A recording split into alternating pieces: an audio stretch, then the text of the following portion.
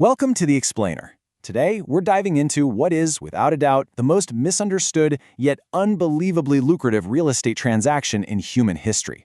We are talking about a landmass that is larger than Texas, California, and Montana combined.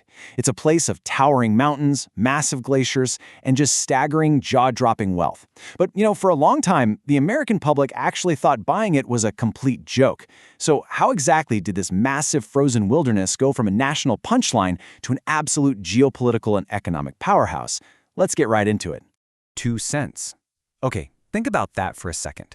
Back in 1867, the United States bought 365 million acres of land for roughly $7.2 million. When you do the math and break that down, it literally comes out to about 2 cents an acre. Even if we adjust that for inflation to today's money, which brings it to around $130 million, it's essentially the price of, well, actually scratch that, it's more like the price of a single luxury penthouse in New York City. But instead of an apartment, they got an entire territory that would eventually become the 49th U.S. state. It's just a staggering mathematical reality. But why in the world was this vast territory on sale for literal pennies in the first place? Now, what's really interesting about this slide is the sheer demographic mismatch at play here. See, at the time of the sale, Alaska belonged to the Russian Empire, but they barely had a footprint there at all. At their absolute peak, there were only about 800 Russian settlers in the entire territory.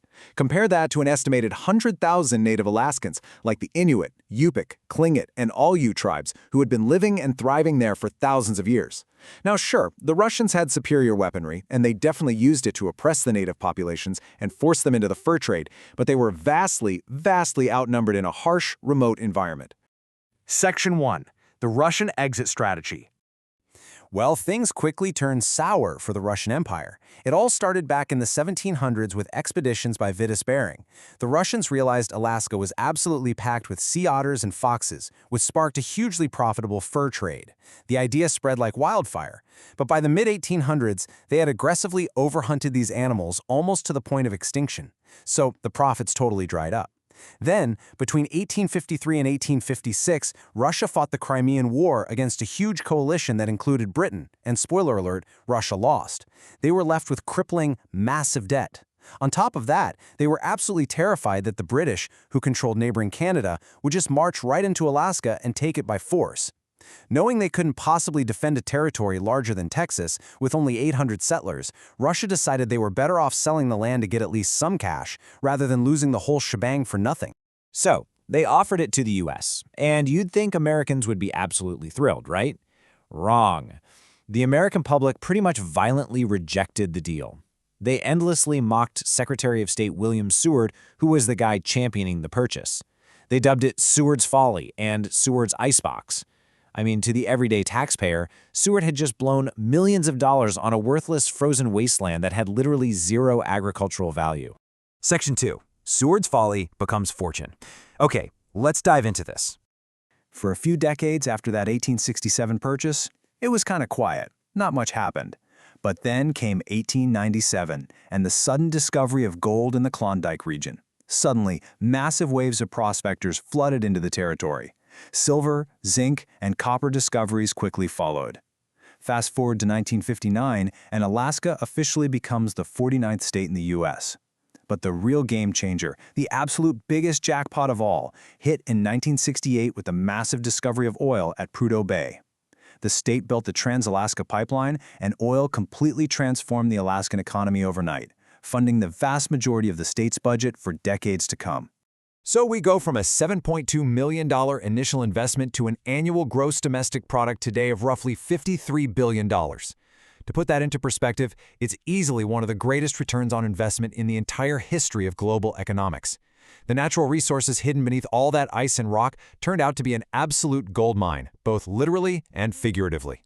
Now, we really can't talk about all this immense wealth generation without acknowledging a pretty sobering reality.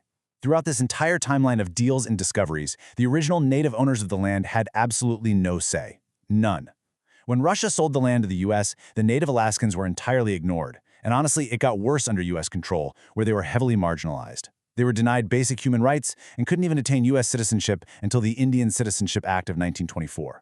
And get this, it wasn't until the Anti-Discrimination Act of 1945 that horrific signs reading "No dogs and no natives allowed" were legally banned from public spaces. It's an absolutely crucial piece of the history we've got to remember, the real human cost that occurred right alongside the economic triumph.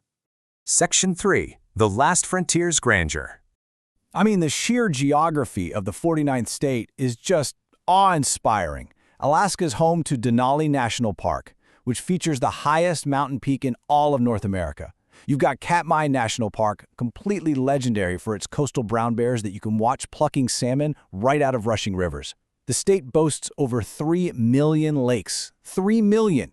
And it features the Bering Glacier, which is the largest glacier in North America, covering over 2,000 square miles. More than half of the state's land is actually federally or state-owned, preserving this incredibly untouched wilderness where residents literally share their daily habitat with grizzly bears, bald eagles, and towering walls of ice. Section 4. Realities of Alaskan Life. So let's bring this explainer down to a practical level and see what it's actually like to live there today, looking at some recent real estate data from Redfin. Moving to Alaska definitely comes with some incredible lifestyle benefits. One of the absolute biggest financial draws? Alaska has zero state income tax, so you're keeping way more of your paycheck. On top of that, you have access to some of the freshest, most sustainably sourced seafood on the planet. We're talking world-class salmon, sweet king crab, and delectable halibut, basically right in your backyard.